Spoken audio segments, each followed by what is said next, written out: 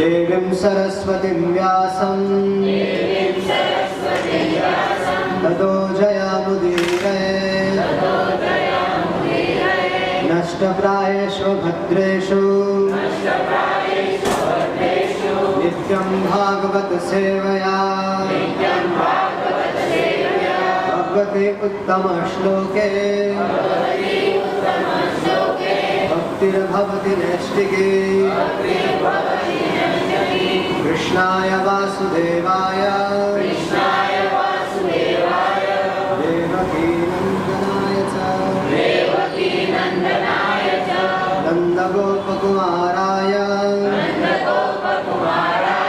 गोविन्दाय नमो नमः नमो विष्णुपादाय कृष्णपृष्ठाय भूतले श्रीमते भक्तिवेदान्त स्वामिनिति नामिने नमस्ते सरस्वती देवे गौरवाणी प्रचारिणे निर्विशेष शून्यवादी पाश्चात्यदेशतारिणे ॐ अज्ञानतिमिरान्धस्य ज्ञानाञ्जनं शलाकया चक्षुरुन्मीलितं येन तस्मै श्रीगुरुवे नमः। हे कृष्णा करुणा सिन्धु दीनबन्धु जगत्पते गोपेश गोपिका कान्त राधा कान्त नमस्तुते तप्त काञ्चन गौराङ्गी राधे वृन्दावनेश्वरी वृषभानुसुते देवी प्रणमामि हरिप्रिये नमो महावदन्याय कृष्ण प्रेम प्रदायते कृष्णाय कृष्ण चैतन्य नाम्ने गौरतिष्वे नमः। पंचतत्त्वात्मकं कृष्ण भक्तरूपा स्वरूपकं भक्तावतारं भक्ताख्यं नमामि भक्तशक्तिकं। जय श्री कृष्ण चैतन्य प्रभु नित्यानंद श्री अद्वैत गदाधर श्रीवासादि गौर भक्तवृंद। हरे कृष्णा कृष्णा कृष्णा हरे हरे हरे राम राम राम हरे हरे।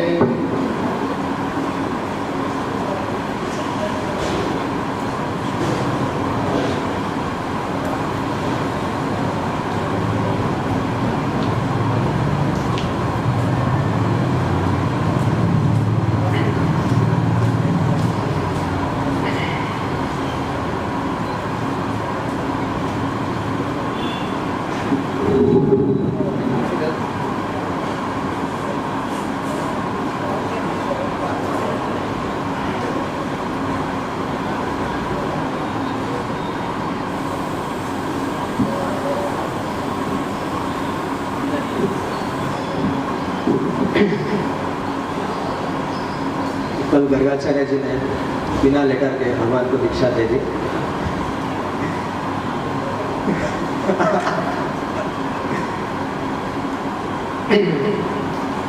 तो गर्गाचार्य जी ने भगवान को उनका नाम दिया कृष्ण, बलराम, संकर्षण इत्यादि।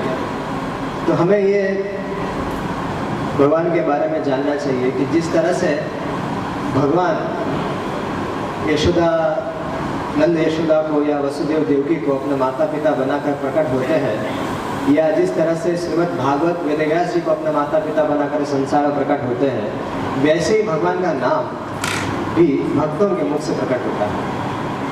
ऐसा नहीं है कि भगवान पहले नहीं थे, भगवान तो पहले है, अजन्मा है, लेकिन फिर भी वसुदेव और देवकी के गर्भ से जन्म लेते हैं। ऐसा नहीं है कि श्रीमद् भागवतम पहले नहीं था, श्रीमद् भागवतम तो पहले से है, लेकिन वेदव्यास जी के माध्यम से हम लोगों के लिए प्रकट होता है इस युग में। उसी तरह से भगवान का जो नाम है, वो नाम भी अनंत कोटि नाम है और अनंत नाम है, और वो पहले से है, लेकिन भक्तों के माध्यम से किसी विशिष्ट लीला से वो प्रकट होता है। जैसे इंद्र का जब मान वर्धन किया तो भगवान को उसने गोविंद नाम दिया। राधा रानी ने कृष्ण को नीलमणि नाम दिया। यशोदा और अन्य जो वात्सल्यमय गोपियां हैं, उन्होंने कृष्ण को माखन चोर, कन्हैया, इस तरह से विविध प्रकार के नाम दिए। तो ये भगवान के नाम तो अनादिकाल से अनंत है, लेकिन ये भक्तों के माध्यम से प्रकट होता है। उसी तरह से गर्गाचार्य जी के माध्यम से भगवान के कृष्ण, बलराम इत्यादि नाम प्रकट हुए। तो आज हम अपनी इस चर्चा को आगे बढ़ाते हुए भगवान की माखन चोरी की लीला में हम लोग प्रवेश करेंगे। तो मैं आप सबके चरण कमलों में प्रणाम करता हूँ और आपसे आशीर्वाद की कामना करता हूँ।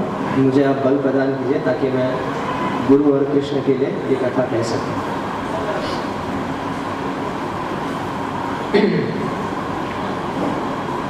भगवान छोटे से थे, लेकिन धीरे धीरे उनका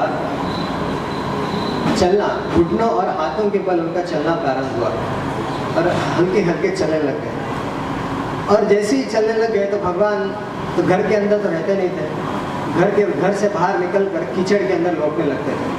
भगवान को कीचड़ में लौटना बहुत पसंद था, और जैसे ही भगवान कीचड़ में लौटते थे तो भगवान की सुंदरता जो थी, सुंदरता और अधिक बढ़ जाती थी।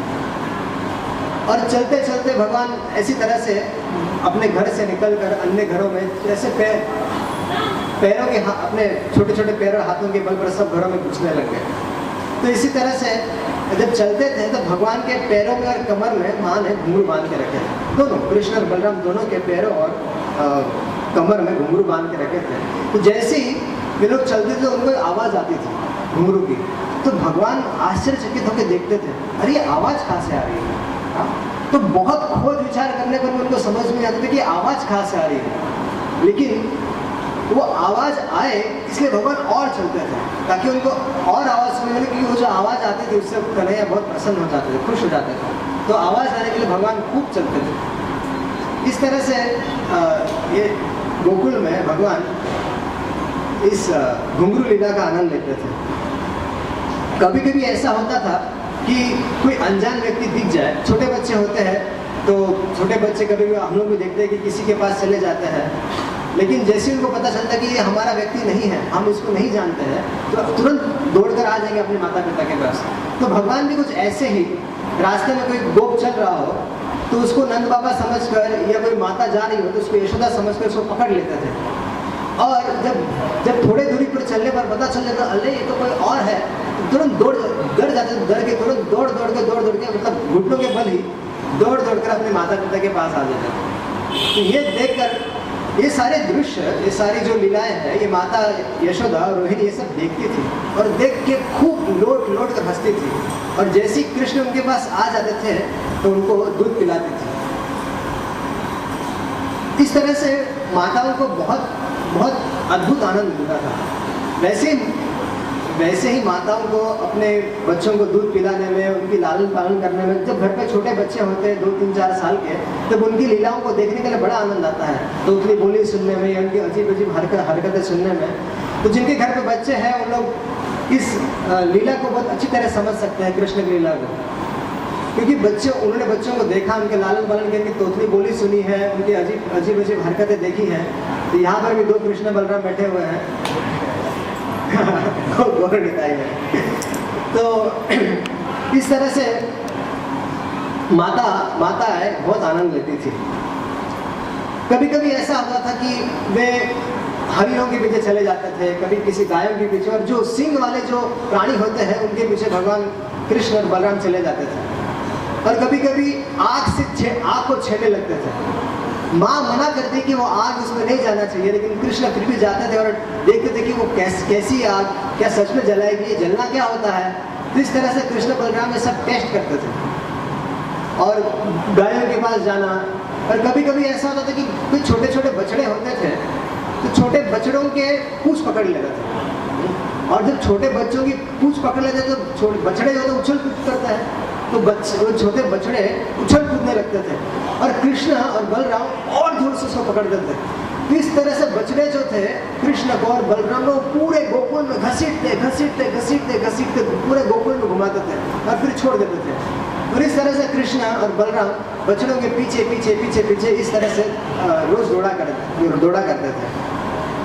तो इस तरह की अद्भुत लीलाओं को जब गोकुलवासी देखने लग गए तो उनके आनंद समुद्र में बाढ़ आ गई। मतलब उनका जो कृष्ण के लिए प्रेम है वो और बढ़ने लगा और वो कृष्ण से आकर्षित हो गए। कभी कभी कांटों के बीच में चले जाते थे, कभी कभी आग से खेलने लगते थे, कभी कांटों के बीच में चले थे, कभी कभी वो कुएं जो रहते थे कुएं या किसी सरोवर के आसपास में जाकर इतने तेजी से जाते थे और मानो उसमें कूदने वाले हैं, लेकिन अचानक से वो देखकर कि बाप रे तो पानी है, डर जाते थे। तो इस तरह से जाते थे और जोर से जाते थे उसमें कूदने के लिए, लेकिन जाकर डर जाते थे और फिर गिरते बच जाए, ऐसी स्थिति में कृष्ण बलराम हो जाते थे। तो ये स्थिति सब देखकर माताओं को बहुत चिंता होती थी कि अगर पानी में गिर गया, ऐसा कुछ हो गया। तो इस तरह से बड़ी विचित्र बाल लीलाओं को माता यशोदा और रोहिणी देखा करती थी। फिर कुछ समय हुआ कि जब कृष्ण और बलराम धीरे धीरे बड़े होने लग गए और घुटनों के बल से न चलकर पैरों के बल पर चलने लग गए। अब जब पैरों के बल पर चलने लगे कृष्ण बलराम, तब इनकी लीला है और इनको कंट्रोल करना और मुश्किल हो गया। जब छोटे थे, जब उनसे हाथों और पैरों के बल पे चलते थे, तभी इनको कंट्रोल करना बहुत मुश्किल था। लेकिन अभी तो ये पैरों के बल पर चढ़ने लग गए, तब तो ये इनको बहुत मुश्किल हो गया। तो माताओं का दिन भर का सारा काम यही था कि बस कृष्ण और बलराम का ध्यान रखना, और कोई इनका काम ही नहीं होता था कि कहीं कृष्ण गिर ना जाए, कि आग में ना चला जाए, ये ना कर बेटे, वो ना कर बेटे, इसको चोट ना लग जाए। बस इनकी यही चिंता होती थी और इसी चिंता के कारण ना माता घर का काम कर पाती थी, ना कुछ कर पाती थी। बस एक ही चिंता, कृष्ण कहाँ चला गया, ये कहाँ चला गया, दिन भर उसके पीछे पीछे दौड़ना पड़ता था। तो अब कृष्ण जब बड़े हो गए तब इनको माखन बड़ा भाने लग गया। कृष्ण को बड़ा माखन एक बार चख लिया होगा, माँ ने चखा दिया होगा। तो जब से वो माखन चख लिया, तब से कृष्ण ने सब अपना वीडियो कैमरा में फिट कर लिया कि माखन कहाँ रहता है, घर के अंदर माखन कहाँ होता है। पहले तो बाहर की चोरियाँ तो बाद में चालू की, लेकिन पहले घर में चोरी चालू की। तो माता से बार बार माखन मांगते थे, लेकिन माता तो दिन भर थोड़ी माखन खिलाते बैठेगी। वो बोलेगी ना, भाई लाला तेरा अभी पेट खराब हो जाएगा, इतना माखन मत खाया कर। लेकिन कृष्ण तो बार माखन मांगते थे। तो फिर जब भगवान को मालूम पड़ा कि ये लोग मुझे माखन 24 घंटा खिलाने वाले हैं नहीं, मुझे अपने हिसाब से खाना पड़ेगा। तो जैसे ही माँ किसी काम में लग जाती थी, तो कृष्ण घर के अंदर ही चोरी करने लग गए। तो घर के अंदर एक बार माँ थोड़ी सी किचन के कामों में व्यस्त थी। उस समय भगवान जाते हैं स्टोर रूम में, जहाँ पर सारा माखन रखा जाता है।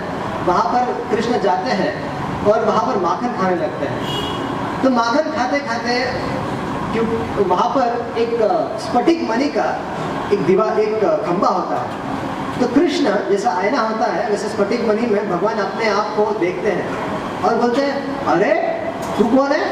अपने प्रतिबिंब को देखकर भगवान कृष्ण सोचते कि अरे तू कौन है। तो वहां से आवाज आती, तू कौन है। तो कृष्ण बोलते हैं, मैं यशोदा का लड़का हूँ। तो बोलता है, मैं भी यशोदा का लड़का हूँ। अरे ऐसे कैसे। अच्छा तू झूठ बोल रहा है, तुझे माखन चाहिए। तो बोले ठीक है माखन खा ले, लेकिन इसकी कंप्लेंट माँ को मत करना। बोले ठीक है। तो इस तरह से भगवान जो थे वो अपने ही प्रतिबिंब से बात करते रहते थे। तो ले और खा। तो माखन निकाल के उस प्रतिबिंब को, उस खंबे को खिलाते जाते थे। और जब वो नहीं खाता था और माखन नीचे गिर जाता था, अरे चल हट बेशरम, एक तो जा तेरे को जो करना है कर। तो इस तरह से भगवान तोतली बोली में उससे बात करते रहते थे। और माँ यशोदा ये सारे दृश्य देखकर खूब हंसती रहती थी। और जैसे कृष्ण को पता चल जाता था कि अरे माँ मुझे देख रही है, तो माँ से कहते थे, माँ ये देख, ये जो लड़का है ये तेरे घर का माखन चोरी करने आया था, मैंने देख लिया, समझ लिया, इसको रोक रहा हूँ। तू और कुछ मत सोचना, ये मत सोचना कि मैं घर पे माखन खा रहा हूँ, मैं बस ये लड़का माखन खा रहा था तो मैं बस इसको रोक रहा हूँ, ठीक है माँ? तो माँ खूब हंसती है और अपने लाला की तोतली बोली सुनकर उसको आलिंगन करती है। तो इस तरह से फिर एक बार ऐसी घटना घटी कि भगवान, यशोदा माँ बाहर चली गई थी और भगवान फिर से अपनी माखन चोरी प्रारंभ कर ली। तो जैसे ही माँ ने सारे घर में खोजा, उनको पता चला कि यशोदा, लाला तो यहाँ पर है नहीं, तो माँ चिल्लाने लगी, ओ मेरे बाप, कहाँ है तू, कहाँ है तू? तो तुरंत माँ समझ गई कि स्टोर रूम में बैठा होगा, माखन खा रहा होगा। तो जैसे ही माँ वहां पर जाती है, कृष्ण डर जाते हैं और वहां पर कृष्ण क्या कहते रहते हैं, खुद तो खाते रहते हैं, साथ में 20-50 बंदर रहते हैं, उनको सबको खिलाते रहते हैं। तो ये जो बंदर थे, तो भगवान ने बंदरों को खूब माखन खिलाया। तो कुछ आचार्य लिखते हैं कि जब भगवान श्री राम ने सीता की खोज करने के लिए बंदरों से खूब सहायता ली थी, हनुमान, सुग्रीव आदि उनके जो बंदरों से खूब सहायता मांगी थी, तो उस समय भगवान उनकी उस ऋण को, उनकी उस सेवा को कुछ उपहार नहीं दे पाए। तो उसी को याद करते हुए उन्हीं के प्रजातियों को, उन्हीं की जातियों को भगवान को माखन खिला रहे हैं। मानो राम जी के समय में जो सेवा की थी उसका फल प्रदान कर रहे हैं, तो भगवान अपने हाथों से माखन खिला रहे हैं। तो जब माँ देखती थी तो भगवान कहते थे कि फिर कभी कभी ऐसा होता था कि ये घटना तो होगी, फिर एक और बार कभी पकड़ लेते थे तो भगवान कहते थे कि माँ मैं माखन नहीं खा रहा था, ये तुमने हाथ में जो कंगन डाल के रखा है ना, तो ये कंगन से मुझे बहुत जलन होती है, कितना दिन भर तुम पहना के रखती, उसको निकालती, फिर रात को भी पहनना पड़ता है, दिन भी पहनना पड़ता है, कंगन से मुझे बहुत तकलीफ होती है, तो इसकी आग को जलाने के लिए मैंने माखन में हाथ डाला था। माँ तुम ये मत समझना कि मैं माखन चोरी कर रहा हूँ, ना ना ना ना ना, मेरा माखन से कोई लोभ है ही नहीं, तो बस मैं अपने हाथों की थोड़ी गर्मी को शांत करने के लिए मैंने माखन के मटके में हाथ डाला था। तो माँ तुम अन्यत्र कुछ मत सोचना प्लीज। तो इस तरह से भगवान माखन चोरी की लीलाएं करते थे और घर के अंदर उनको भगवान ने इस तरह से माँ को माखन चोरी की लीला करके बहुत सुख प्रदान किया। एक बार ऐसा हुआ कि आंगन में सारे यशोदा और उनकी सहेलियाँ सब बैठी हुई थी और रात का समय था, चंद्रमा उग गया था और भगवान ने चंद्रमा को देख लिया और भगवान को चंद्रमा भी माखन जैसे लगने लगा। तो भगवान ने इसको भी खाना चाहिए, तो भगवान ने विचार किया इसको भी खाना चाहिए। तो ये माँ यशोदा के पास जाते हैं, माँ यशोदा घूंघट ओढ़ के बैठी होती है, तो माँ का घूंघट उतारते हैं, बाल खोलते हैं, पता नहीं क्यों भगवान ऐसा किया, और कहते और जोर से छोटी को खींच कर माँ कहते कि मेरे को चाहिए, मेरे को चाहिए, मेरे को चाहिए, मेरे को चाहिए। तो क्या चाहिए बेटा? तो माँ अपने जो अन्य गोपियाँ बैठी हुई, माँ तो किसी कामों में लगी रहती, तो माँ अपने अन्य गोपियों को बोलती जरा इसको ले लो, है ना, हम लोग अगर काम में रहते तो हम लोग घर के किसी और से बोलते जरा बेटे को ले लो, उस तरह से माँ ने कहा। तो गोपियाँ पूछने लगी क्या चाहिए बेटा तुझे, क्या चाहिए लाला? तुझे माखन चाहिए? बोला नो। तुझे दूध चाहिए? बोला नो। छाछ चाहिए? नो। तुझे क्या चाहिए? मेरे को वो चाहिए। तो जब उन्होंने सोचा वो, बाप रे, वो तो माखन थोड़ी है, वो तो राजहंस है, राजहंस है। बोला हाँ, तो मुझे चाहिए, मुझे उसके साथ खेलना है, वो डूबने से पहले मुझे ला कर दे दो। तो कुछ गोपियों ने कहा अरे, किसी तरह से उसको बहला फुला कर कृष्ण के साथ मजाक चालू हो गया। तो भगवान समझ गए कि ये लोग सब ड्रामा कर रहे हैं, तो भगवान फिर माँ के पास गए, बोले कि माँ मुझे चाहिए, माँ मुझे चाहिए। तो माँ ने उसको गोद में लिया और कहा कि देखो लाला, वो ना राजहंस है ना माखन है, वो चंद्रमा है। लेकिन चंद्रमा कैसा है? कलंकित है। तू देख रहा है वो कि वो चंद्रमा है और चंद्रमा के ऊपर काले काले दाग है, हाँ वो विष है। बोले विष कैसे आ गया माँ? अब बात बदल गई। माँ ने टॉपिक चेंज करा दिया। फिर माँ ने बोला कि बेटा एक क्षीर सागर है। क्षीर सागर क्या होता है माँ? वो दूध का समुद्र है। अच्छा दूध का समुद्र है, तो माँ कितनी सारे गौओं ने उसमें दूध दिया होगा? बोले अरे पगले, जिसने गायों में दूध रखा है उसी ने उसमें दूध बनाया है। बोले अच्छा, तो वो कौन है? बोले भगवान। अच्छा भगवान है, अच्छा ठीक है माँ आगे बता। तो एक बार देवताओं ने और असुरों ने समुद्र मंथन किया था, उस क्षीर सागर को मथा था, उसमें से जहर निकला था जिसको महादेव जी ने पी लिया था, और पीते हुए कुछ जहर की बूंदें सब जगह गिरी थी। तो उसी में से, उसी क्षीर सागर में से इसी क्षीर सागर में से ये चंद्र निकला है, और चंद्र और उसी विष का कुछ प्रभाव इस चंद्रमा में आ गया है।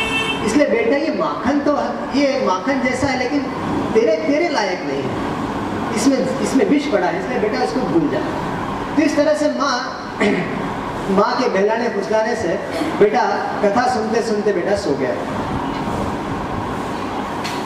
तो एक बार अभी ऐसे होता था कि घर में तो चोरी हो रही थी, अब भगवान समझ गए कि औरों के घर में माखन पड़ा होता है। जब भगवान समझ गए कि अपने घर में तो माखन चोरी करके डांट पड़ती है, चलो आजू बाजू के घर पे ट्राई करते हैं, क्योंकि यहाँ पर तो माँ का 24 घंटे CCTV कैमरा रहता है, तो बहुत मुश्किल हो जाती है। लेकिन दूसरों के घर पे चोरी करेंगे थोड़ी कोई माँ को पता चलेगा। तो कृष्ण ये सोचकर दूसरों के घर में जाने लग गया, और कृष्ण ने अपना एक कमेटी बना लिया, माखन चोर कमेटी बना लिया, और उसके वो खुद चेयरमैन हो गए। तो कृष्ण करते क्या थे, उनका सारा जो झुंड का झुंड गोपों का समुदाय था, सम वयस के जो उनके मित्र थे, तो पूरा सारा का सारा माखन चोरी प्लान होता था। पहले उनको सब पता होता था कि गोकुल में कब कौन घर पे है, कब बाहर गया है, कब कोई माखन निकाल रहा है, वो माखन कहाँ रखा है, इसका सारा अप टू डेट इंफॉर्मेशन भगवान की टीम के पास आ जाता था। और उस हिसाब से वो लोग प्लानिंग करते थे कि कहाँ माखन चोरी करनी है, आज किसके पास जाना है, उसके बाद कहाँ जाना है। इस तरह से उनका पूरा जो कमेटी थी वो पूरा प्लान थी। तो एक बार इसी तरह से भगवान चोरी करते करते करते सब जगह गोकुल में सबके घर पे सब लोग परेशान हो गए कृष्ण से, कि जब भी कोई माखन बनाकर गोपी बाहर चली जाती थी, तो तुरंत कृष्ण की टीम आकर वहां पर सारा माखन चोरी करके गायब। सारा सामान एज इट इज रखा रहता है, सारा सामान जो मटके सब बाहर से दिखने के लिए सब एज इट इज, ऐसा लगा तो मटका भरा हुआ है, लेकिन जैसे ही गोपी जाके उसको मटके को देखती थी तो मटके खाली। तो इस तरह से भगवान इस तरह से गोकुल में माखन चोरी की लड़ाई करते थे। तो एक दिन ऐसा हुआ कि सारी गोपी ने निर्णय किया कि आज कृष्ण की कंप्लेंट करनी चाहिए। उन्होंने सोचा कि उनके हृदय में कोई कृष्ण के प्रति द्वेष नहीं था, कृष्ण को दोबारा देख ले, उनके दर्शन दोबारा कर ले, उनके श्रीमुख के दोबारा दर्शन कर ले, इसी भावना से वे सब लोग जाकर कृष्ण के यशोदा के घर पे जाते थे और कृष्ण की कंप्लेंट करते थे। तो किस तरह के कंप्लेंट हुआ करते थे? कृष्ण यशोदा से कहते हैं गोपिया, हे यशोदा, ये तुम्हारा कृष्ण जो है ना, ये गाय दूहने का समय आने से पहले ही ये बछड़ों को छोड़ देता है, और बछड़े सारा का सारा दूध पी लेते हैं। और चलो ये तो ठीक रहा, अभी हमारे घर पे जब तुम्हारा लाला आकर चोरी करता है तो अकेले आ जाए तो हमें कोई दिक्कत भी नहीं है, भाई अकेले आ जाए, आके थोड़ा कितना खाएगा अकेला बच्चा, आए खा के चला जाए, ऐसा नहीं है। आता है तो पूरी अपनी टीम के साथ आता है, और टीम छोड़ो पूरे बंदरों की टोली के साथ आता है। तो पहले तो सबसे पहले सारे अपने टीम को माखन खिलाता है, सारे अपने मित्रों को माखन खिलाता है, उसके बाद बंदरों को माखन खिलाता है, और उसके बाद तोड़ ताड़ कर सारे मटकी तोड़ ताड़ कर घर छोड़कर निकल जाता है। भाई मटकी तोड़ने की क्या आवश्यकता है?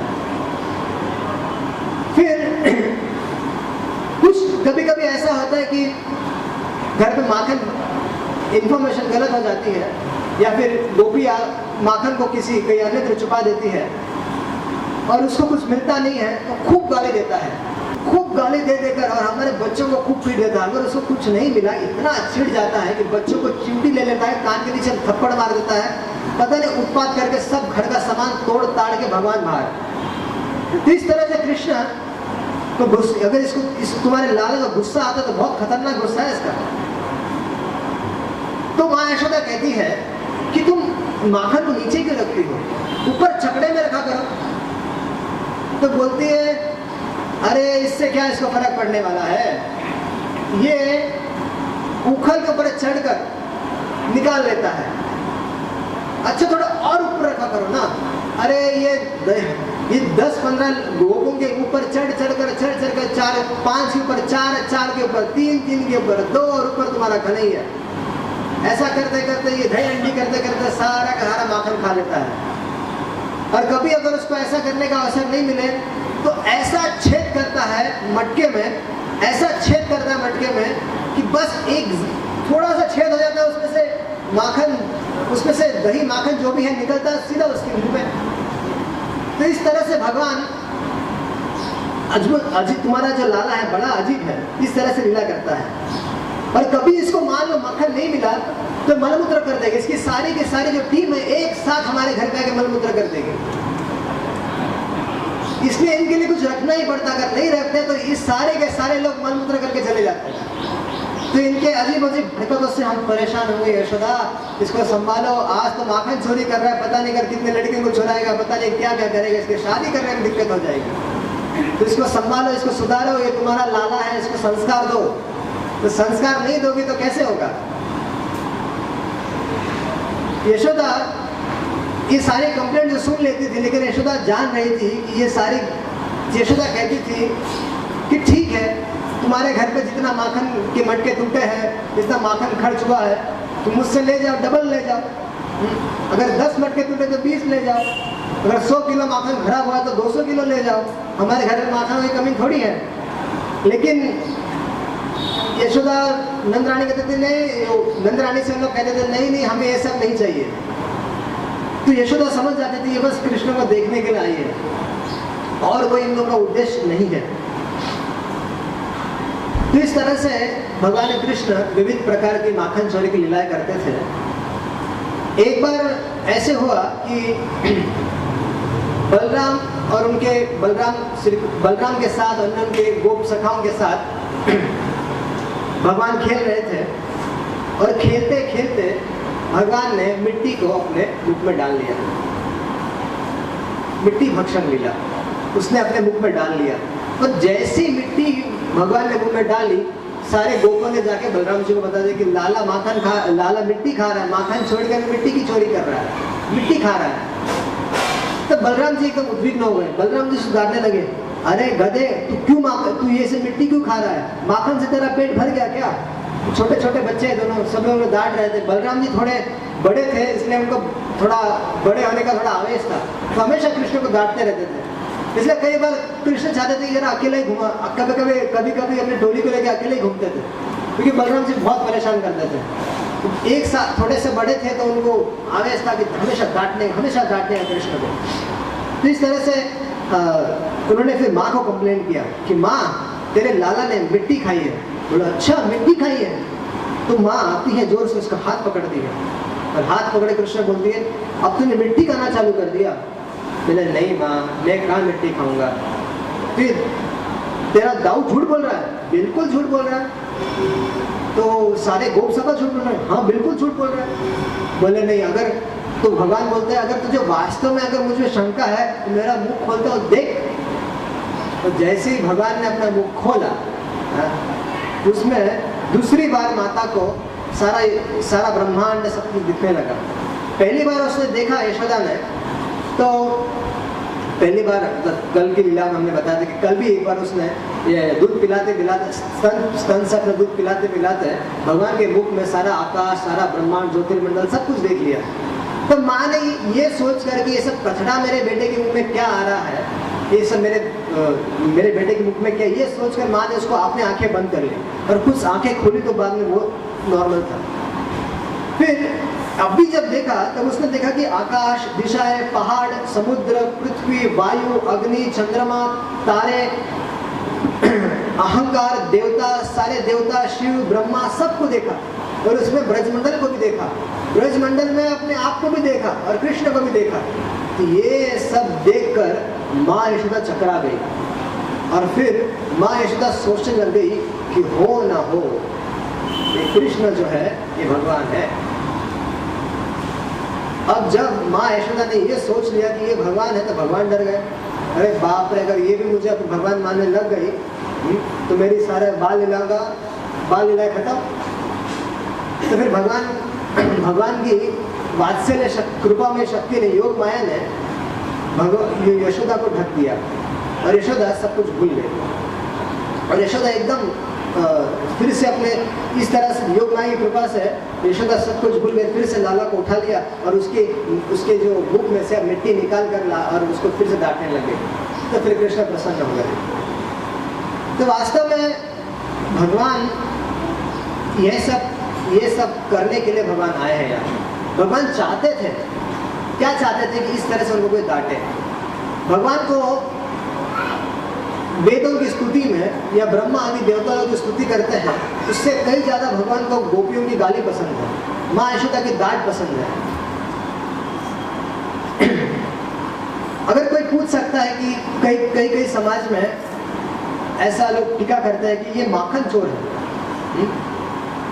कुछ लोग कहते हैं कि महाभारत के जो श्री कृष्ण है, जो उन्होंने गीता का उपदेश दिया था, और यहाँ के जो श्री कृष्ण भागवत के जो कृष्ण है जो माखन चोरी करते हैं वो अलग अलग है। क्या गीता के कृष्ण इतनी छोटी सी इतनी चोरी करने की हरकत कर सकते हैं किसी घर पे? नहीं, ऐसा नहीं होता। तो इस तरह से इन लोग कुछ मत है बाहर संसार में जो इस तरह से पाखंड मत, इसको पाखंड मत कहते हैं। जो लोग भगवान के तत्व को नहीं जानते वही इस तरह से फालतू बातें करते रहते हैं। लेकिन वास्तव में देखा जाए तो ये माखन या फिर ये सब कुछ किसका है? श्री कृष्ण का ही है। ये सारा संसार श्री कृष्ण का बनाया हुआ है, उनके द्वारा मेंटेन होता है, उनके द्वारा ही सम्मान होता है इसका। तो यदि अपनी और सारी वस्तुएं संसार सारा उन्हीं के अंदर है, ऐसे भगवान ने अपने इस भगवान को अपना श्रीमुख दिखाया, श्रीमुख में सारा ब्रह्मांड दिखाया, तो भगवान बता रहे हैं कि देखो सब कुछ मेरे अंदर ही है। तो इसका अर्थ है कि ब्रजमंडल भी उनके अंदर है, सारी चीजें उनके अंदर है। और क्या अपने ही वस्तु को चोरी करने को चोरी कहेंगे?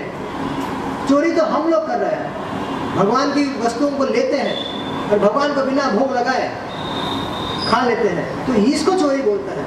भगवान अपनी वस्तुओं को खुद ले रहे हैं, जो उनका खुद का है उसको ले रहे हैं, उसको चोरी नहीं बोल सकते। तो लेकिन भगवान फिर भी यशोदा और अन्य जो गोपियां हैं वो भगवान को माखन चोर बुलाते, तो भगवान इससे प्रसन्न रहते। लेकिन भगवान को ये चाहिए, जो प्रेम है भक्तों का, ये जो वात्सल्य प्रेम है, इसी के लिए भगवान लालायित है और इसी के लिए भगवान आए हुए हैं यहाँ पे।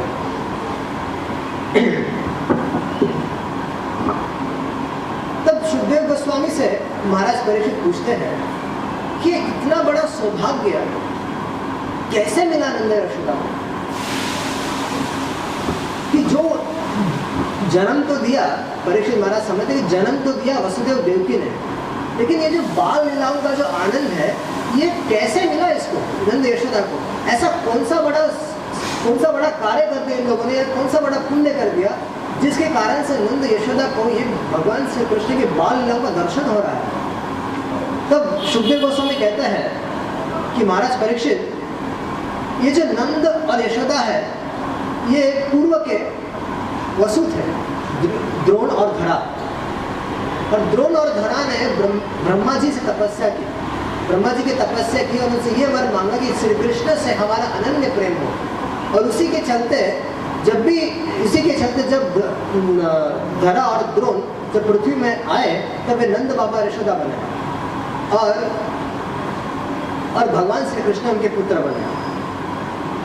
तब ये समझा कोई ये बोल सकता है कि क्या नंद और यशोदा भी तपस्या करके भगवान को प्राप्त किया है? नहीं, नंद और यशोदा अनादि काल से भगवान के परिकर है। कोई तपस्या करके या कोई कुछ करके भगवान के परिकर नहीं बने हैं। तो फिर ये जो भागवत में लिखा है क्या है, झूठ है? बोले ये भी झूठ नहीं है। नंद और यशोदा ये तो भगवान के नित्य माता पिता है, अनादि काल से अनादि काल तक रहेंगे। फिर ये धरा और द्रोण कौन है? ये धरा और द्रोण ये वसु है, लेकिन ये नंद और यशोदा में मिल गए। ये इनकी भी कामना थी कि ये भी भगवान श्री कृष्ण को अपने पुत्र के रूप में प्राप्त हो। इसलिए ये भगवान ने ऐसी व्यवस्था कर दी कि द्रोण और धरा ये नंद और यशोदा में मिल गए। और जैसे गौर लीला में भी हम लोग देखते हैं कि एक एक शरीर में दो दो व्यक्ति हैं। चैतन्य महाप्रभु राधा और कृष्ण है, नित्यानंद प्रभु अनंत मंजरी है और बलराम जी है, हरिदास ठाकुर प्रहलाद महाराज भी है और ब्रह्मा जी भी है। तो इस तरह से एक एक में दो दो व्यक्ति हैं। तो इस तरह से इस लीला में भी नंद और यशोदा जो है उनके साथ साथ धरा और द्रोण इन लोग भी समावित थे और इन लोग भी लीला का आनंद ले रहे थे। तो इस तरह से भगवान की जो दिव्य बाल लीला है उनका सुखदेव गोस्वामी वर्णन करते हैं। अब महाराज परीक्षित बोलते हैं कि और सुनाइए। तब सुखदेव गोस्वामी भगवान की उखल बंधन की लीला को प्रारंभ करते हैं। सुखदेव गोस्वामी कहते हैं कि एक दिन की बात है जिस दिन माँ यशोदा ने सारे जो गोपियाँ जो उनके घर में जो दासियाँ थी वे लोग माखन, उनका काम था माखन निकालना, घर में माखन निकालने का काम दासियों का था।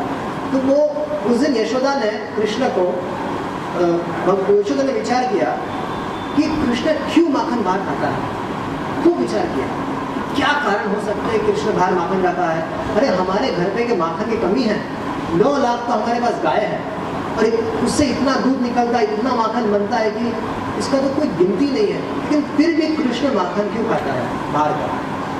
तो माँ ने उस दिन विचार किया कि आज मैं अपने हाथों से माखन बनाऊंगी।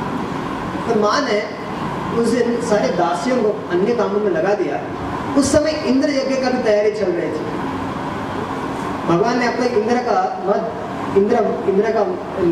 यज्ञ का निवारण नहीं किया था, तो ये बहुत पहले की बात है कि उस समय इंद्र यज्ञ की तैयारियां चल रही थी।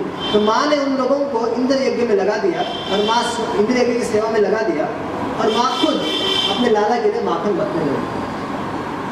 और जब माखन मथ रही थी उस समय वाणी से भगवान की सारी लीलाओं को गा रही थी और स्मृति मन से भगवान की उस दिव्य लीलाओं का स्मरण कर रहे थे। तो उस समय भगवान जो सोए हुए थे वहां पर अकस्मात जग गए। भगवान सोए हुए थे और जैसे माँ की सेवा देखी कि माँ भी सेवा किस लिए कर रही थी, कृष्ण के लिए कर रही थी। और जैसे लाला ने सुना कि माँ कितनी मेरे लिए लालायित हो रही है, मेरे दर्शन के लिए लालायित मेरे बारे में गा रही है, तो कृष्ण जग गए। और जगते ही उआ उआ करके दूध चाहिए करके करते करते माँ के पास चले गए। और माँ उन्होंने देखा माँ को कि माँ बहुत बड़ा परिश्रम कर रही है, तो उनके लिए माखन निकाल रही है। तो माँ ने माँ का वो लीला देखते हुए कृष्ण ने जाकर जो मथनी दंड था उसको पकड़ लिया और जैसी मथनी दंड पकड़ लिया माँ की आंखें खुल गई और देखा तो कृष्ण। और माँ बहुत प्रसन्न हुई कि कृष्ण कितना समझदार हो गया, कितना बड़ा हो गया कि मुझे रोकने के लिए उसने मथनी दंड को रोक दिया। और अब माँ से कहने लगे कि माँ मेरे को दूध चाहिए, दूध पीना है। तो अपने आप उन्होंने माँ को नीचे बिठाया, उसकी गोदी पर चढ़े और अपने आप माँ का स्तन निकाल कर दूध पीने लग गए। तो इस तरह से दूध पीते पीते पीते पीते पीते पीते पीते उन दोनों में एक स्पर्धा हो गई। माँ दूध पिलाते जा रही है, कृष्ण पीते जा रहे हैं।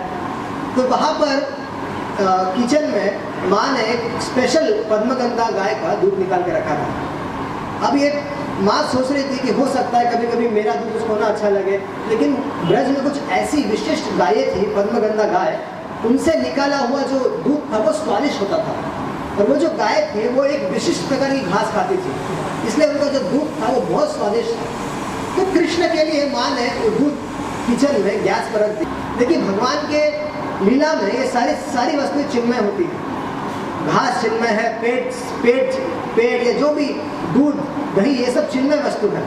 तो वो दूध सोच रहा था कि मैंने कितनी तपस्या की है इस स्टेज पर पहुंचने के लिए। आज के दिन के लिए मैंने बहुत तपस्या की है कि भगवान श्री कृष्ण मेरा दूध पिएंगे।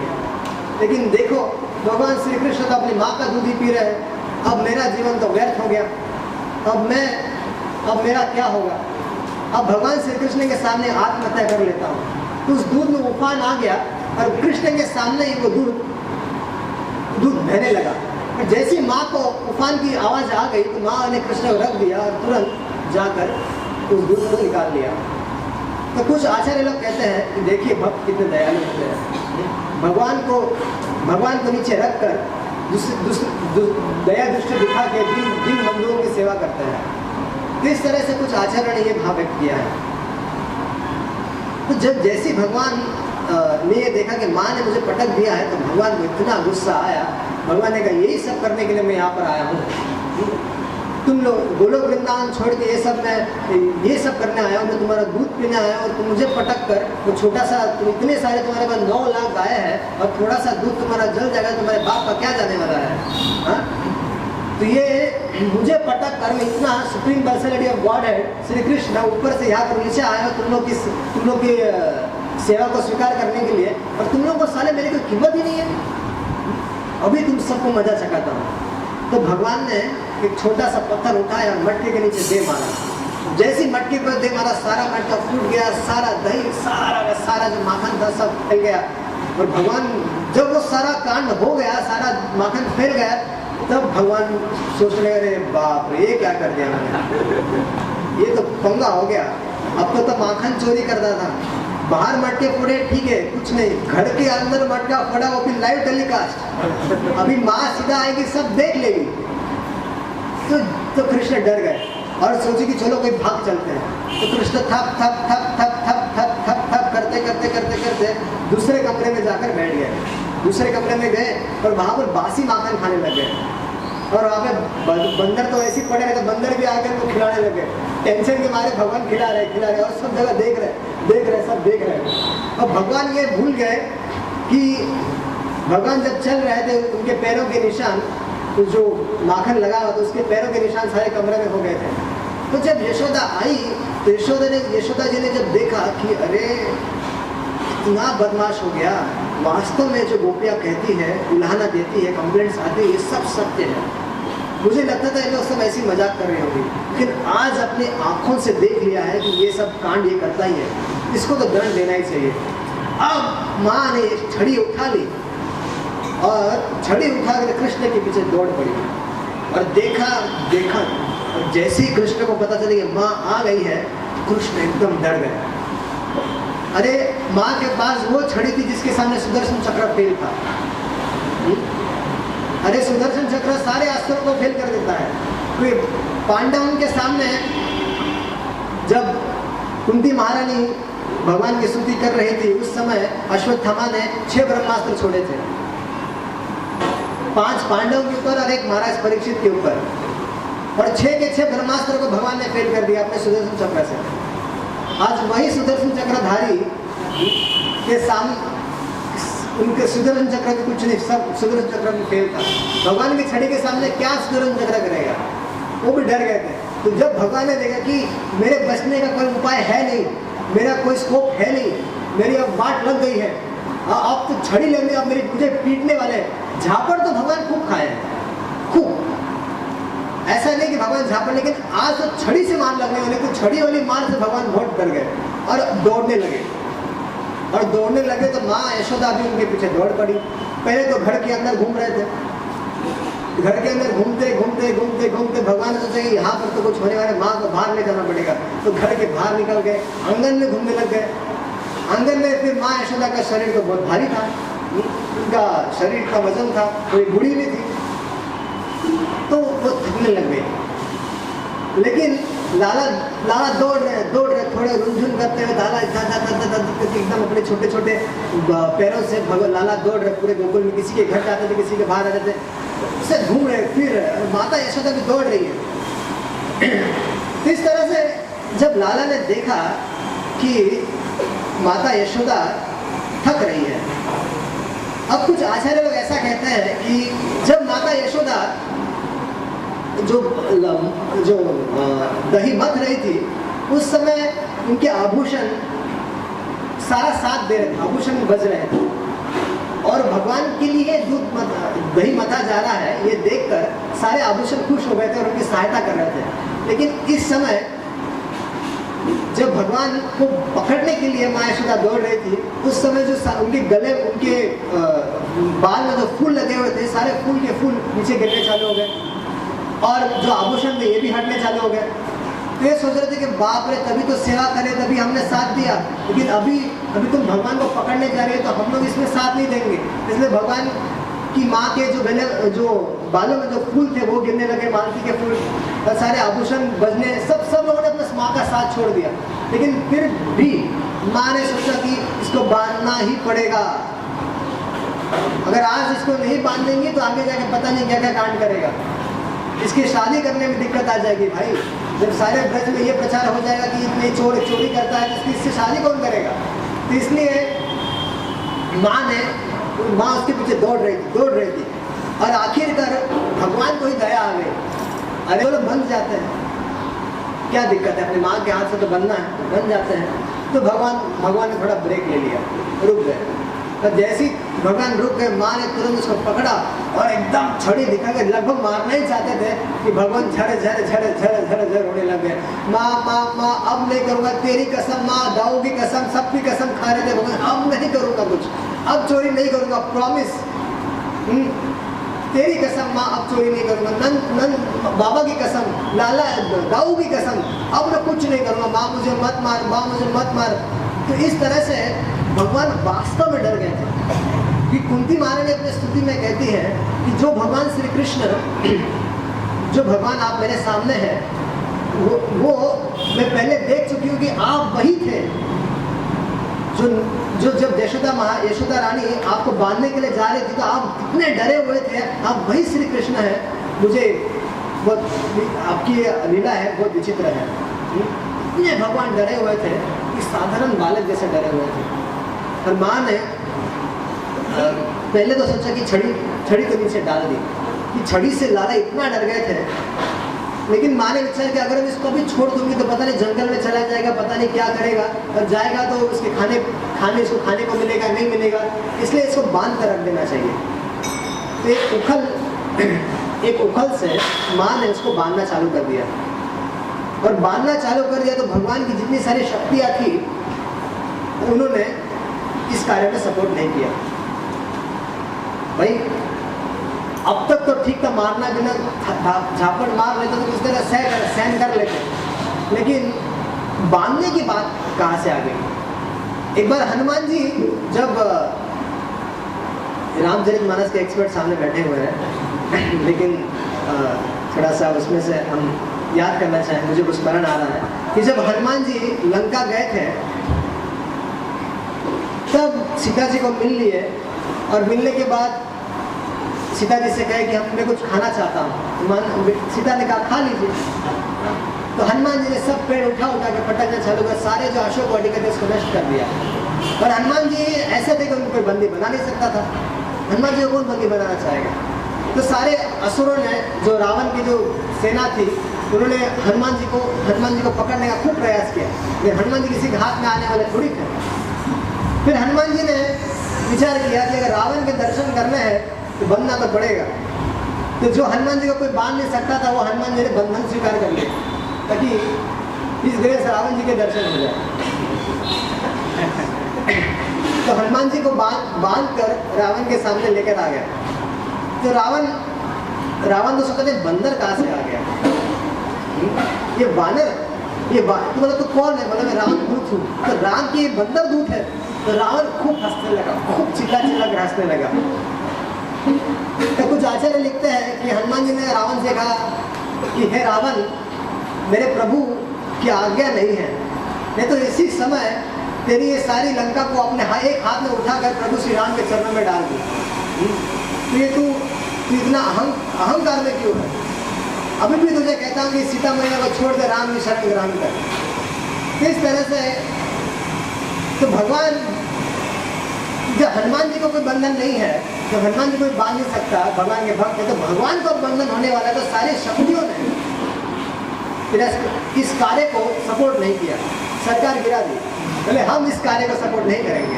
सब लोग एक मत हो गए, भगवान की सारी शक्ति एक मत हो गई। और माँ यशोदा बांध रही है प्रयास कर रही है, लेकिन 2 उंगली छोटी पड़ रही है। फिर माँ ने कहा अपनी दासियों को, जाओ और जितनी सारी रस्सियाँ घर में पड़ी सबको ले आओ। तो सारी रस्सियाँ लगाई, फिर भी 2 उंगली कम पड़ रही है। तब माँ ने आदेश दिया, रानी थी यशोदा जी, तो सारे आसपास के जो गोपियाँ वो आकर हंसने लगी। अरे यशोदा, इसके रस्सी में बंधन नहीं है, इसको तो मत बांध, तुम लोग जाओ और तुम्हारे घरों से रस्सी लेकर आओ, आज तो इसको बंधन होगा, आज तो मैं इसको बांध कर ही रहूंगी। तो सब ने अपने रस्सी लाई और भगवान की दाम बंधन लीला में सहायता की। तब यशोदा जी का ये अथक प्रयास देखकर भगवान ने विचार किया, अरे कितना भगवान को दया आ गई कि बोले ये तो सुबह दोपहर से भी शाम होने आ गई। तो भगवान ने विचार किया, चलो बन जाते हैं, माँ के हाथ से तो बनना है, इसी के लिए तो मैं आया हूँ, इन लोगों का प्रेम पाने के लिए तो मैं आया हूँ। तो भगवान ने अपना बंधन स्वीकार कर लिया। अब जैसे बंधन स्वीकार कर लिया तब सब जगह हंगामा हो गया। हंगामा कहाँ हो गया? टोली में न्यूज़ तुरंत फैल गई कि भगवान श्री कृष्ण बंधे गए। तो बलराम जी को क्रोध आ गया। तो बलराम जी ने कहा, तेरी तो किसकी मजाल, ये नहीं सुना था कि माँ यशोदा ने बांधा था, किसकी मजाल हो गई कि कृष्ण को बांध दिया, किसकी हिम्मत हो गई, इससे समय सारे संसार को फूंक दूंगा, किस सारे देवताओं को नष्ट कर दूंगा, ये कर दूंगा, वो कर दूंगा। ब्रह्मा ने एकदम ताव में आकर अपने घर में घुसे और कृष्ण बोले, कृष्ण किसने तुम्हें बांधा है? माँ ने, तेरी तुझे मैंने बोला था माखन चोरी मत कर।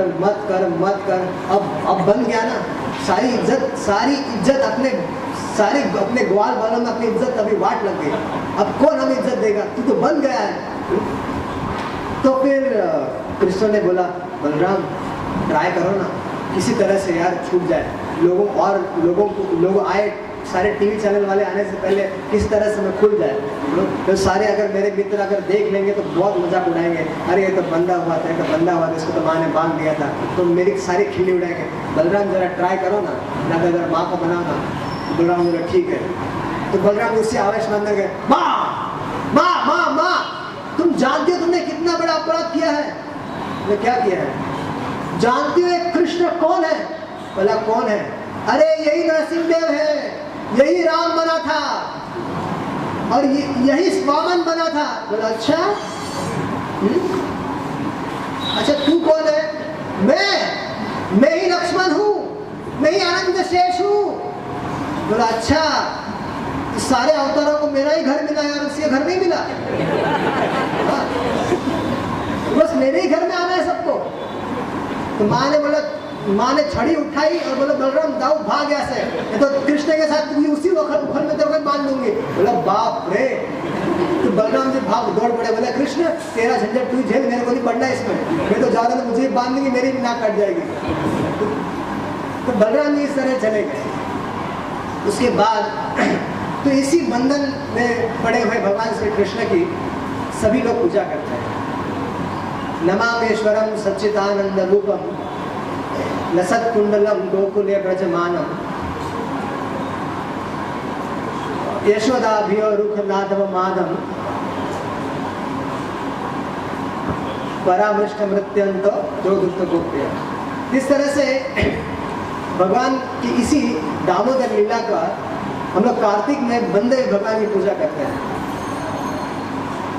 तो भगवान श्री कृष्ण की ये अद्भुत लीलाएं हैं जिसका हमें बारंबार कीर्तन करना, श्रवण करना चाहिए। हमारे अगर मनुष्य शरीर का अगर एकमात्र कोई कार्य है तो वो है श्री कृष्ण की सेवा करना, अपने कानों से भगवान के लीलाओं को सुनना, आँखों से भगवान के दर्शन करना। देखिए हमारी इंद्रिया जो है बहुत दूषित है, हम लोग भगवान को नहीं देख सकते। भगवान को छोड़िए, अगर आकाश में कोई प्लेन घूम रहा है और प्लेन तो आकाश में होता है, लेकिन थोड़ी दूरी पर जाने पर हम लोग उसको देख नहीं पाते हैं। इसका अर्थ है कि हमारी इंद्रिया दूषित है। जब इस प्राकृत जगत के प्राकृत वस्तु को हमारी इंद्रिया नहीं देख पाती, तो जो अप्राकृत है भगवान श्री कृष्ण, उसको कैसे हम देख पाएंगे? इसीलिए भगवान कृपा करके क्योंकि हम लोग उनको देख नहीं पाते, इसलिए भगवान कृपा करके हमारे सामने अर्चा विग्रह के रूप में भगवान प्रकट है, और अर्चा विग्रह के रूप में भगवान प्रकट होकर हमारी सेवाओं को स्वीकार करते हैं, ताकि हमारे मनुष्य शरीर में जितनी सारी इंद्रियां हैं, आंखों से भगवान के दर्शन करने चाहिए, पैरों से भगवान के वृंदावन धाम इत्यादि में भ्रमण करना चाहिए, हाथों से भगवान के लिए प्रसाद बनाना चाहिए, भगवान के मंदिरों में झाड़ू करना चाहिए। इस तरह से प्रयास करना चाहिए कि अगर वाणी है तो वाणी से भगवान का कीर्तन करना चाहिए, भगवान का नाम जप करना चाहिए। इस तरह से समस्त इंद्रियों को भगवान के सेवा में लगाना चाहिए। यही मनुष्य शरीर की सफलता है, भगवान का हो जाना। महाराज परीक्षित के जीवन में एक बहुत अद्भुत घटना घटी थी। अभी सबकी मृत्यु तो होने वाली है, हमारे भी मृत्यु होने वाली है, तो ऐसी मृत्यु वाली कथा एक महाराज परीक्षित के जीवन में उनकी मृत्यु का संकट उन पर आ गया। एक बार वन में गए थे, वन में किसी ऋषि के आश्रम में चले गए, तो ऋषि के आश्रम में उन्होंने ईश्वर की इच्छा से उन्होंने एक ऋषि को सांप पहना दिया, मरा हुआ सांप गले में डाल दिया। तो मरा हुआ सांप गले में डालने के बाद उस ऋषि का जो पुत्र था श्रृंगी, उसने महाराज परीक्षित को शाप दे दिया कि अरे महाराज परीक्षित 7 दिन के अंदर तुझे तक्षक नाम का सर्प आके डस लेगा। तो महाराज परीक्षित को जैसे ही ये पता चला कि मुझे तक्षक नाम का सर्प मुझे डस लेगा, तो महाराज परीक्षित ने ये विचार नहीं किया कि 7 दिन के अंदर मुझे क्या क्या करना चाहिए, अरे कैसा मेरा बैंक बैलेंस बढ़े, कैसा ये बढ़े वो बढ़े, ये सब विचार नहीं किया। अगर हम लोग को पता चल जाए कि अगर 1 साल के बाद आपकी मृत्यु होने वाली है, तो हम लोग तुरंत कैलकुलेट करने लगेंगे। 1 साल के अंदर मृत्यु होने वाली है तो अपनी प्रॉपर्टी कितनी है, अपनी पत्नी को पूछेंगे, बिठाएंगे, तुरंत हिसाब किताब करने लगेंगे। 1 साल के अंदर सारा जुगाड़ करना है। अपने पुत्रों को नहीं, अपने पोतों के लिए भी पैसा धन कमा के रखना पड़ेगा। तो इस तरह से अपने पत्नी को बुलाएंगे और सारा हिसाब किताब करने लगेंगे कि अरे अब क्या करना पड़ेगा, कि कैसे पैसा डबल हो जाएगा, कितनी प्रॉपर्टी खरीद करनी पड़ेगी। तो इस तरह से हमारी जो, यदि हम लोगों को पता चले कि हमारी मृत्यु होने वाली है, तो हम लोग ये सब कार्य में लग जाएंगे। लेकिन महाराज परीक्षित ये सब कार्य में नहीं लगे। महाराज परीक्षित को जैसे ही पता चला कि उनकी मृत्यु होने वाली है, तुरंत उन्होंने राजमुकुट उतार दिया, सारा सब कुछ छोड़ छाड़ के साधु वेश में गंगा के तट पर जाके बैठ गए। और गंगा के तट पे जाकर वहां पर ये विचार से बैठ गए कि अब 7 दिन उन्होंने विचार किया, ना कुछ खाना है ना कुछ पीना है, अनशन व्रत लेकर बैठ गए। और वहां पर जैसे ही सारे ब्रह्मांड में ये बात फैल गई कि महाराज परीक्षित तो मृत्यु होने वाली है 7 दिन में, तो सब लोग बड़े उत्साहित हुए। अरे भैया, जिसके जन्म के समय भगवान ने जिसकी रक्षा की थी उसकी मृत्यु होने वाली है, तो जरा देखने तो चले कि भैया कैसे मृत्यु होगी। ये तो भगवान का पार्षद है, भगवान का परिकर है, इनकी मृत्यु तो देख, इनकी जो मरने का तरीका तो देखना चाहिए। तो सारे जो देवर्षि थे, सारे राजर्षि लोग थे, सारे बड़े बड़े देवता ऋषि मुनि सब वहां पर आ गए। तो महाराज परीक्षित ने सबका स्वागत किया और महाराज परीक्षित ने उनके चरणों में दंडवत किया और कहा, पूछे महाराज परीक्षित से। तो महाराज परीक्षित ने पूछा कि हे ऋषि मुनियों, ऐसा कोई कार्य बताइए जो हमेशा करना चाहिए, या और 7 दिन में जिसकी मृत्यु होने वाली है उसको विशेष रूप से ऐसा कौन सा कार्य करना चाहिए। तो सारे लोगों में चर्चा हो गई। सारे जो ऋषि मुनि बैठे थे उन लोग आपस में चर्चा करने लगे, अरे 7 दिन में मृत्यु होने वाली है और भगवान के धाम को 7 दिन के अंदर प्राप्त करना है, कैसे संभव है। तो सब लोग विचार करने लगे, बातचीत करने लगे। और उसी समय वहां पर सुखदेव गोस्वामी वहां पर आ गए। तो जैसे ही वहां पर सुखदेव गोस्वामी आ गए, सारा का सारा जो समाज था, साधुओं का समाज था, सब उठकर खड़ा हो गया। क्यों खड़ा हो गया? क्योंकि वो समझ गए कि सुखदेव गोस्वामी जो है वो महाभागवत है, भगवान के प्रेमी भक्त है। और उनको देख कर 16 वर्ष, ये जो सारे ऋषि मुनि थे इनकी आयु हजारों वर्ष की थी, लेकिन ये 16 वर्ष के एक छोटे से बालक को देखकर सारे के सारे ऋषि मुनि खड़े हो गए, सम्मान में खड़े हो गए। ये देखकर कि ये सुखदेव गोस्वामी है, भगवान का प्रेमी है, महाभागवत है। तब उन लोगों ने महाराज परीक्षित से कहा, महाराज परीक्षित, गोरा आपका ऊपर आ रहा है, तो आप जाइए और उनसे ये प्रश्न पूछिए। तो सुखदेव गोस्वामी का अच्छा भली बातें सत्कार करके उनको आसन देकर महाराज परीक्षित ने उनकी विधिवत पूजा की और उनसे प्रश्न किया कि हे सुखदेव गोस्वामी, जिसकी 7 दिन में मृत्यु होने वाली उसको क्या करना चाहिए। तो सुखदेव गोस्वामी ने कहा, श्रीमद् भागवत का आश्रय ग्रहण करना चाहिए परीक्षित, श्रीमद् भागवत का। मैं तुम्हें इन 7 दिनों में भगवान की कथाओं को सुनाऊंगा और तुम उसको सुन करके अपने मनुष्य जीवन की सिद्धि है, भगवान के धाम को प्राप्त कर लोगे। तो 7 दिन और 7 रात तक सुखदेव गोस्वामी ने महाराज परीक्षित को भागवत सुनाया। और तक्षक, ध्यान रखिए, ये बहुत महत्वपूर्ण घटना है कि 7 दिन के बाद तक्षक आके को डसने वाला था और महाराज परीक्षित वो घटना घटने से पहले ही महाराज परीक्षित ने सुखदेव गोस्वामी के मुख से सारा भागवत श्रवण कर लिया और सुखदेव गोस्वामी से रिक्वेस्ट किया कि हे सुखदेव गोस्वामी, अब मैं अपना शरीर छोड़कर भगवान के धाम में जाना चाहता हूँ। तो सुखदेव गोस्वामी ने कहा ठीक है, मैंने जो तुम्हें भागवत सुनाया है उसका चिंतन करो और चिंतन करते करते अपना शरीर छोड़ दो। तो तक्षक आगे डसने वाला था। अरे विधि का विधान है कि भाई किसी ने श्राप दे दो उसको पूरा तो होना ही है।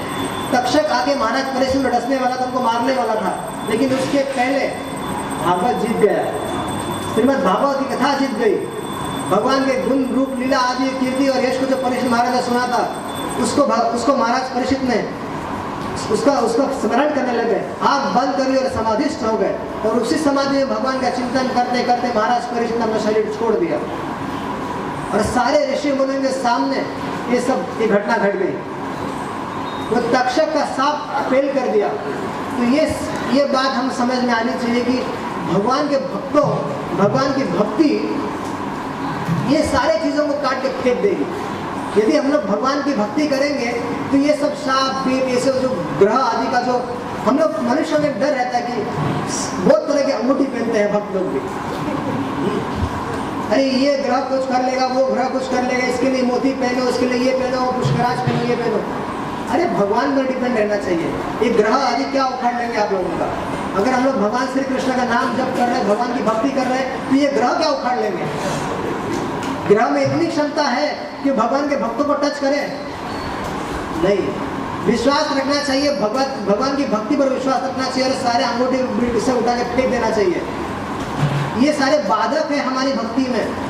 ये सब अन्य किसी विधि पर भरोसा रखना, भगवान के अलावा किसी और चीज पर भरोसा रखना, ये बाधा है हमारी भक्ति में। इसको उठा के फेंक दो। कोई अंगूठी पहनने की आवश्यकता नहीं, कोई किसी ज्योतिष वाले के पास जाने की आवश्यकता नहीं है। भगवान, अगर सबसे बड़ा उपाय महाराज परीक्षित के जीवन में हमें मिला है भगवान की कथाओं को सुनने का। भगवान की कथाओं को सुनिए, भगवान का नाम जप कीजिए, इसी से आप भगवान की इस मनुष्य शरीर की सर्वोच्च सिद्धि है भगवान को प्राप्त कर लेंगे। और ये जो अन्य जो देवता है ये प्रसन्न हो जाते हैं। ये देवता लोग डिस्टर्ब कब करते हैं? जब उनको पता चलता है कि ये लोग हमारी पोस्ट लेना चाहते हैं। ये ग्रह आदि लोग हैं, वो लोग कब डिस्टर्ब करेंगे?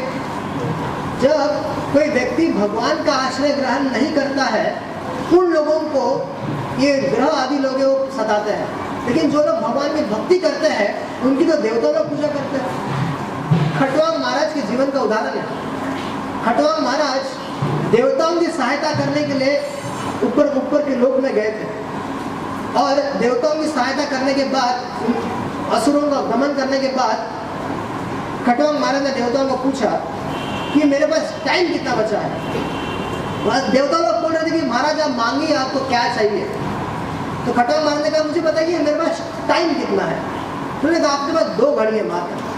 तो खटवांग महाराज ने कहा कि बिना कोई टाइम जोन का जो प्रॉब्लम होता है, इंडिया में अलग टाइम है और वहाँ पर अलग टाइम होता है, अमेरिका में अलग टाइम चल रहा है अभी इस समय। लेकिन खटवांग महाराज ने रिक्वेस्ट किया कि टाइम जोन का प्रॉब्लम किए बिना, कोई टाइम वेस्ट किए बिना इसी क्षण मुझे पृथ्वी लोक में ट्रांसफर कर दो। तो उन्होंने उसी समय को ट्रांसफर कर दिया और उन्होंने भगवान के गुणों का स्मरण किया और अपने शरीर को छोड़ दिया। और छोड़ा तो छोड़ा, भगवान के धाम से विमान आया और खटवांग महाराज उसके ऊपर बैठे और उन्हीं देवताओं के सामने चले गए। वो जो देवता लोग, जिन देवताओं की सहायता करने के लिए खटवांग महाराज स्वर्ग लोग गए थे, उन्हीं देवताओं के सामने कुछ ही क्षण में खटवांग महाराज भगवान के धाम वैकुंठ चले गए। तो देवता लोग भगवान के भक्तों को डिस्टर्ब नहीं करेंगे। जब उनके पोस्ट को कोई टेंशन नहीं है तो वो डिस्टर्ब क्यों करेंगे? उनको मालूम है भगवान की भक्ति कर रहा है, भगवान के धाम जाना चाहता है, इसको स्वर्ग आदि से कोई मतलब नहीं है। तो इसलिए अन्य किसी देवताओं की पूजा करने की आवश्यकता नहीं है, किसी अन्य ग्रहों का आश्रय लेने की आवश्यकता नहीं है। एकमात्र भगवान श्री कृष्ण का आश्रय ग्रहण करना चाहिए। अपना जीवन पूर्णतः भगवान के गुणों को सुनने के लिए, शास्त्र को पढ़ने के लिए और उसका कीर्तन करने के लिए व्यतीत करना चाहिए। और पूरी तरह से भगवान का नाम जप, जो 16 माला जप करने को कहा गया है, उसको जपते रहना चाहिए और किसी अन्य वस्तु का सहारा लेने की कोई आवश्यकता नहीं है।